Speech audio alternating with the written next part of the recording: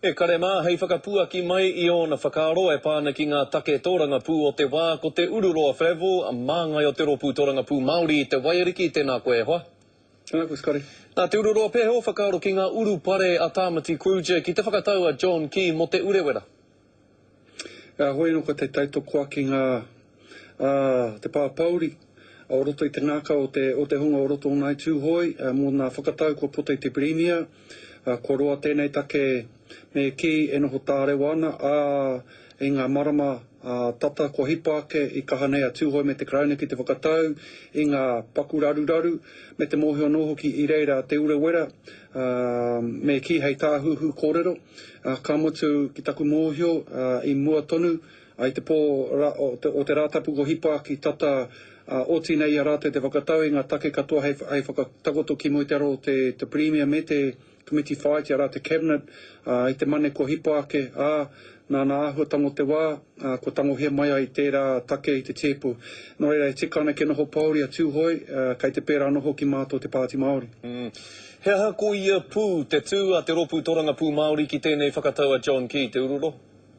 Ko tā mātou ko te kia atu ki te Premier me hoki ki te tēpu, whakahokia tērā kōrero I kōrero he e o na minita, e ngā tari o roto, ngā tari arohe, e te hunga me ki e haere nei I roto I te urewera, o tira nā tari o te kāwanatanga, I oti nei a rātou te whakatau I nei take katoa I mua o te wā, I tai atu tēnei kōrero ki te Premier, ko tā mātou ko te ki, e hoki ki awa kōrero rā, kia tīmata anō rā nā kōrero, kia whakamutu rā anō nā kōrero, kia tāia I te whakatau I tēnei take, I te mea ko te mate ke pēnei tāmati e kōrero nei, tērā pē he whakahokinga tēnei nā rungi te āhuatango ngā kōrero o te hui I tū o te ropu nāhina rā I ngā rā tata ko hipake. E hari te mea kei te titiro me ki te tika me te pono te whakatau kāo, kei te titiro ki ngā āhuatango te mahi tōranga pū. Me te aha hei tā Tāmati ko tango hia te rongoā mo te raruraru, nera? E hara, koina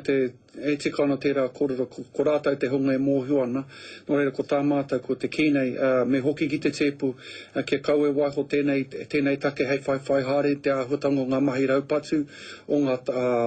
rautau ko hipake, ka mutu o te āhuatango te tāinga o te prihimana, ki roto I te whārua rua toki ngā tautata ko hipa, ana mena ka whai hare e nei āhuatanga kāre paku take o te noho o te krauna ki Moitaro o tūhoi, kia noho I mua rānei te tau o te krauna. E hia na koutou kia mārama te motu whānui ki ngā kōrero katoa mo te tono raupatu a tūhoi, pēhea e te tuki ai tērā? Mā tēnei āhuatango o te te titiro